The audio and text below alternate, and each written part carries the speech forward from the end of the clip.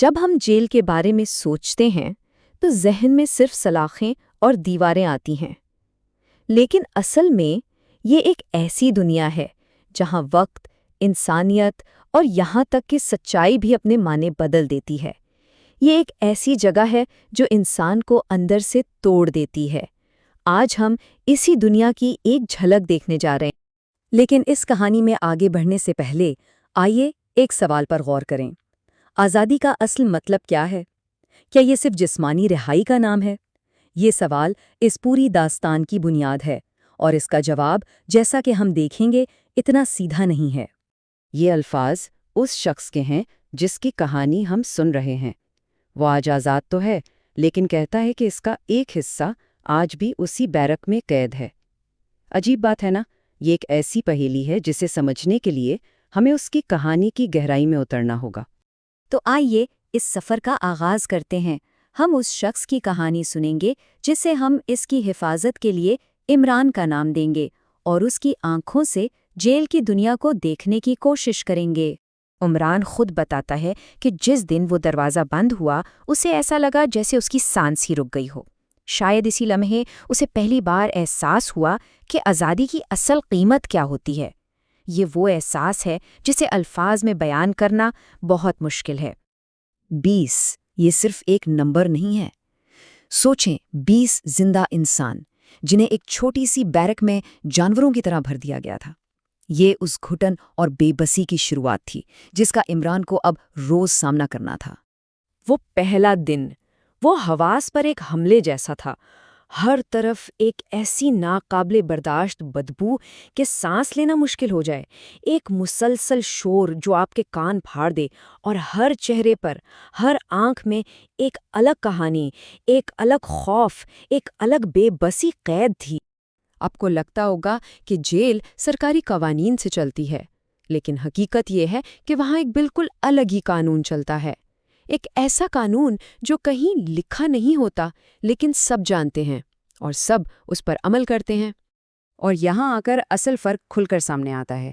کاغذوں میں تو jail warden چلاتے ہیں، لیکن حقیقت میں طاقت قیدیوں کے ہاتھ میں ہوتی ہے۔ سرکاری طور پر تو نظم و ضبط قائم رکھنے کی بات کی جاتی ہے، لیکن اصل قانون یہ ہے کہ اگر زندہ رہنا ہے تو خاموش رہو۔ عمران کے یہ الفاظ اس ان لکھے قانون کی ساری حقیقت بیان کر دیتے ہیں کہ وہاں زبان کھولنے کی قیمت یا تو جان ہے یا پھر ذہنی توازن۔ بچنے کا واحد راستہ تھا خاموشی، اور وہ خاموشی اکثر چیخوں سے بھی زیادہ خوفناک ہوتی تھی۔ تو روزمرہ کی حقیقت کیا تھی؟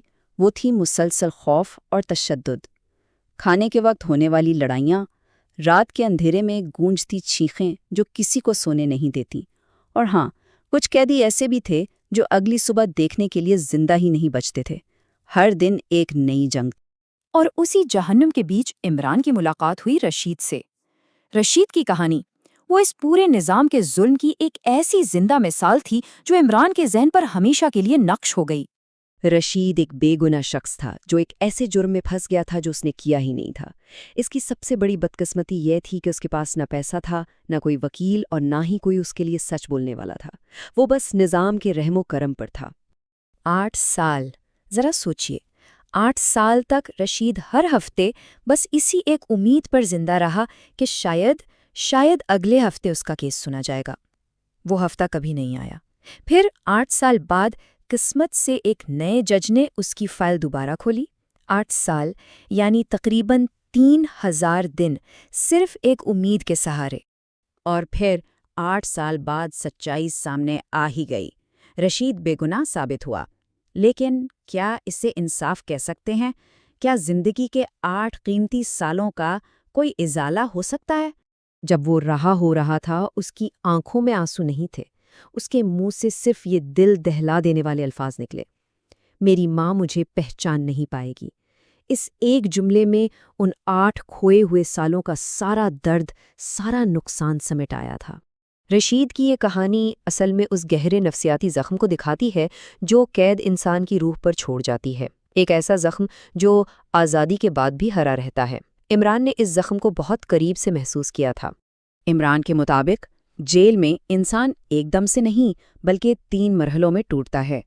سب سے پہلے اس کا دل مرتا ہے، احساسات ختم ہو جاتے ہیں، پھر اس کی امید دم توڑ دیتی ہے، مستقبل اندھیرا ہو جاتا ہے، اور آخر میں اس کا ضمیر بھی مر جاتا ہے۔ اور اس ٹوٹ پھوٹ کا نتیجہ وہ ہر کسی کے لیے الگ ہوتا ہے۔ کچھ اس اذیت سے بھاگنے کے لیے اپنی جان لے لیتے ہیں، کچھ مذہب میں پناہ ڈھونڈتے ہیں، اور کچھ مکمل طور پر درندے بن جاتے ہیں، جن کے لیے انسانیت کے کوئی معنی نہیں رہتے۔